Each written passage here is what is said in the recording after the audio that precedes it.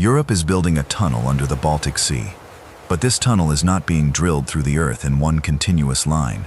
It is being built on land, piece by piece. Inside a giant factory, engineers are casting massive concrete tunnel elements. Then they move them out to sea, lower them into a trench on the seabed, connect them underwater, and turn the bottom of the Baltic into a road and rail link between Denmark and Germany. This is the Fehmarnbelt Tunnel, the world's longest immersed tunnel. And this is why it has become one of Europe's most difficult undersea construction projects. For most people, a tunnel under the sea sounds like one long underground passage. A machine enters the ground on one side. It drills through rock, clay, or chalk, and years later, it breaks through on the other side. But the Fehmarn Belt Tunnel is different. This tunnel is not carved beneath the sea in one continuous bore. It is manufactured, floated, lowered, sealed, and buried beneath it. The tunnel begins on land, then it moves into the water, then it sinks into the seabed, and only after every element is connected underwater does it become a tunnel. At about 18 kilometers long, the Fehmarn Belt Tunnel is being built beneath the Baltic Sea, between Lolland in Denmark and Fehmarn in Germany. It is designed to carry both road traffic and rail traffic. Inside the fixed link, cars and trucks will move through motorway tubes. Trains will move through electrified railway tracks. A crossing that once depended on ferries is designed to take about 10 minutes by car and about 7 minutes by train. But before that simple journey can happen, Europe has to solve a much harder question. How do you build a tunnel under the sea when the tunnel itself is built on land first? The answer is the immersed tunnel method. Instead of drilling the entire tunnel underground, engineers build the tunnel in giant concrete sections. Each section is sealed. Each section is floated out to sea. Each section is lowered into a prepared trench. Then the sections are joined underwater, one after another, until the seabed becomes a continuous transport corridor. On paper, the idea is simple.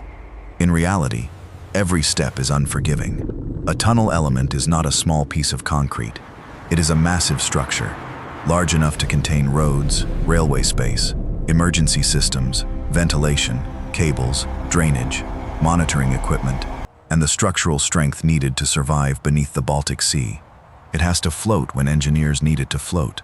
It has to sink when engineers need it to sink. It has to align underwater with the element before it. And once it is connected, it has to keep the sea out. That is why this project does not begin with a tunnel boring machine. It begins with manufacturing. Near Rødbyhavn on the Danish island of Lolland, a vast tunnel factory was built for one purpose: to make the tunnel before it ever touches the sea. Here, the project looks less like traditional tunneling and more like industrial production at mega scale. Steel reinforcement is assembled, concrete is poured, segments are cast. Forms shape the walls, floors, ceilings, and internal spaces. Inspection teams check dimensions. Engineers monitor quality. And slowly, what will one day sit under the Baltic Sea takes shape on dry land. The Fehmarn Belt Tunnel is made from 89 concrete elements. 79 are standard elements. 10 are special elements. A standard element is 217 meters long. Each one is built from 9 separate segments. That means the tunnel is not created as one giant object. It is created as a chain of precision-built parts. Segments become elements. Elements become an undersea tunnel, and every part has to match the next. If one element is wrong, the problem does not stay inside the factory. It travels into the sea. If the shape is wrong, the joint may not align. If the seal is wrong, water becomes a threat. If the dimensions are wrong, the road and rail systems inside the tunnel may not fit as planned. So the factory is not just a place where concrete is produced. It is where risk is reduced. On land, engineers can measure, they can inspect, they can adjust, they can test. But once a tunnel element leaves the factory, the construction site changes completely. The final assembly site is no longer a dry yard. It is the bottom of the Baltic Sea. Before any element can be placed, the seabed has to be prepared. This is one of the hidden parts of the project. People may imagine the tunnel simply lying on the sea floor, but an immersed tunnel cannot just be dropped onto the seabed. It needs a trench. It needs a foundation. It needs protection. Across the Fehmarn Belt, specialized dredging vessels prepared an 18-kilometer trench along the route. Dredging began in 2021 and was completed in 2024. By the end of that work, millions of cubic meters of material had been removed from the seabed. This trench is the place where the tunnel elements will sit. It must follow the planned alignment. It must be deep enough. It must be stable enough. And it must allow the tunnel to be covered and protected after installation. The trench is not just a ditch. It is the foundation of the entire fixed link. If the seabed is not prepared correctly, the element cannot be placed correctly. If the element cannot be placed correctly, the joint cannot seal correctly. And if the joint cannot seal correctly, there is no tunnel. So the Baltic seabed becomes a precision construction zone. Dredgers remove material. Survey systems measure the profile. Marine crews monitor conditions. Engineers check the route. And beneath the water, a future tunnel line slowly appears as a prepared path across the sea floor. This is one of the reasons the project is so difficult. On land, a construction site can be seen. Crews can walk around it. Cranes can be positioned. Materials can be stored nearby. Problems can often be inspected directly. But under the sea, the construction site is hidden. Visibility changes. Weather matters. Waves matter. Currents matter. Marine traffic matters. Sediment matters. And the seabed is not a flat factory floor. It is a natural environment being transformed into infrastructure. Every marine operation has to be planned around conditions. Every movement has to be controlled. Every stage has to be measured. The project is not only fighting water, it is working inside water. That also means the environment has to be managed. Dredging changes the seabed during construction. Sediment has to be controlled. Marine work has to be monitored. Coastal areas have to be planned. And the project has to balance construction with environmental protection. This is not a disaster story. It is an engineering story. But in undersea construction, the environment is not background scenery. It is part of the design problem.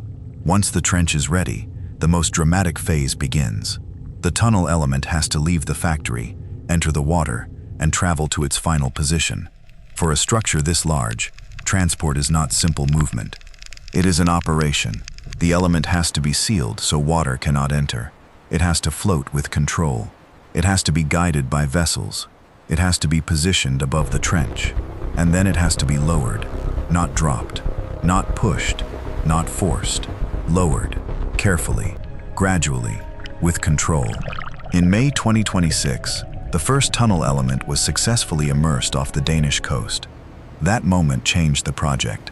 Before then, the tunnel existed as design, factory production, work harbors, portals, and a prepared trench. But when the first element was placed on the seabed, the tunnel began to become real under the Baltic Sea. The first element was 217 meters long. It weighed tens of thousands of tons. It had to be moved from the tunnel factory at Rødbyhavn to the immersion point off the Danish coast. Tugboats and a special immersion vessel helped control the operation. Above the water, the movement looked slow and deliberate. But below the surface, the engineering challenge was extreme. The element had to descend into the trench. It had to arrive in the correct position. It had to settle at the correct level, and it had to prepare the way for the next element. Because this project is not one immersion, it is repetition, at massive scale. One element placed, then another, each one extending the fixed link farther beneath the Baltic. By mid-2026, the first elements had begun to be immersed, marking the transition from factory production to underwater assembly. And this is where the word immersed becomes real. A tunnel section built on land is now being sunk into the sea. The sea is moving. The vessels are moving. The suspended element is moving. The water is pushing against the structure. And yet, at the end of the operation, the element must come to rest, exactly where the tunnel design requires it. If it is too high, it cannot connect properly. If it is too low, it may not sit correctly. If it shifts sideways, the alignment can be lost. If weather conditions change, the operation becomes harder. This is why the Fehmarnbelt Tunnel feels almost impossible. Not because engineers do not understand the method, but because the method has to be performed again and again with structures as large as ships in an environment that never stays completely still. But even after an element is lowered into place, the hardest part is not over, because an immersed tunnel is not only about placing the elements, it is about joining them. Underwater, each element must connect to the one before it. The alignment has to be right. The geometry has to be right. The sealing surfaces have to work. The structure has to become continuous. And the joint has to keep the Baltic Sea outside. In an immersed tunnel, the joint is everything. A tunnel element can be perfect. The trench can be perfect. The immersion can be perfect. But if the joint fails, the sea has a way in. That is why waterproofing is not an afterthought. It is built into the construction method. Each element is sealed before it is moved. Each connection is designed to close under controlled conditions. Each joint becomes part of the tunnel's defense against water. And after the element is in place, the tunnel is covered and protected with materials such as gravel, sand, and stone. From the outside, the finished tunnel will not look like a giant concrete box exposed on the seabed. It will become part of the seabed structure, covered, protected, integrated. But inside, it must become a safe transportation corridor. That is the second half of the project. A tunnel is not complete when the concrete is in place. A tunnel is complete when people can travel through it safely. Inside the Fehmarnbelt Tunnel, engineers have to build an entire operating system. There are movement systems, road lanes, railway tracks, traffic management, signaling, power, and control. There are life safety systems, emergency lanes, emergency exits, fire resistance, ventilation, lighting, and evacuation routes.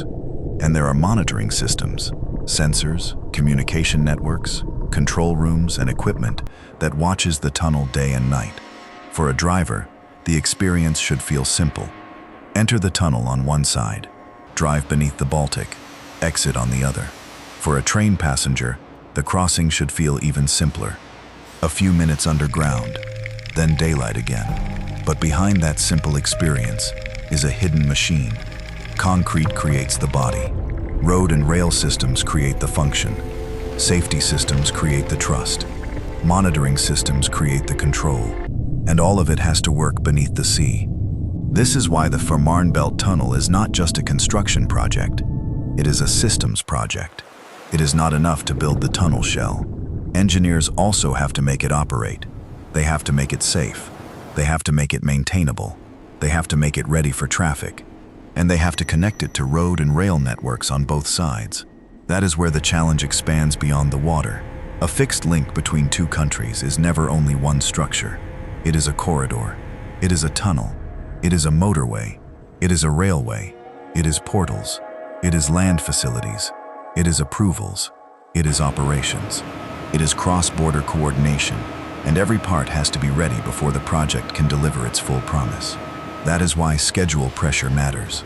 The original 2029 opening target is no longer realistic.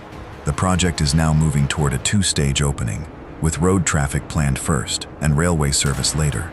That does not mean the project is canceled. It does not mean the tunnel has failed. It means the fixed link is being integrated in stages. The tunnel, the road systems, the railway systems, the land facilities, and the approvals all have to come together. And in a mega project, a delay in one part does not stay isolated. It becomes a chain reaction. If immersion takes longer, interior systems may shift. If land facilities are not ready, full operation may not begin as planned. If railway systems require more time, road and rail openings may separate. This is one of the truths of mega construction. The most difficult part is not always the most dramatic part. It is not always the giant element floating at sea. It is not always the trench under the seabed. It is not always the underwater joint. Sometimes the hardest part is integration, making thousands of pieces ready at the same time. Across two countries, across land and sea, across road and rail, across construction, environment, safety, and operation. The Fehmarn Belt Tunnel is being built in the Baltic, but its challenge reaches far beyond the water. It reaches into the factory at Rødbyhavn. It reaches into dredging operations offshore. It reaches into work harbors and portals. It reaches into railway systems and motorway connections. It reaches into monitoring rooms, environmental planning, safety design, and international coordination. That is what makes this undersea tunnel so difficult. It is not one operation. It is thousands of operations, each depending on the last. Concrete, steel, water, weather, vessels, seabed, alignment, seals, safety, rail, road, time, and trust. When the project is complete, the change will feel simple. Cars will cross between Denmark and Germany in about 10 minutes. Trains will cross in about 7. The Baltic Sea will still be there. The waves will still move above it. Ships will still pass across the water. But beneath the surface, Europe will have created a permanent connection, a fixed link between Scandinavia and Central Europe. That is the power of infrastructure. At first, it looks impossible. A tunnel under the sea. A factory building concrete elements larger than buildings. A trench carved into the seabed. A giant structure floating across the Baltic. A tunnel section slowly disappearing under the water. An underwater joint sealed against the sea. Then, after years of planning, manufacturing, dredging, immersion, connection, and systems installation, the impossible becomes ordinary.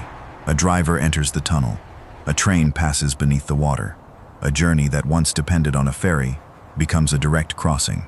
The Fehmarnbelt Tunnel is not difficult only because it is long. It is difficult because of how it is built. It is manufactured on land, moved by sea, lowered into the seabed, joined underwater, protected beneath the Baltic, and transformed into a road and rail system between two countries. For most people, the Baltic Sea is a barrier. For engineers, it became a construction site. And one element at a time, Europe is turning that seabed into infrastructure. This is where marine engineering meets mega construction, and where an undersea tunnel is not simply dug into the earth, but built, floated, sunk, sealed, and assembled beneath the sea.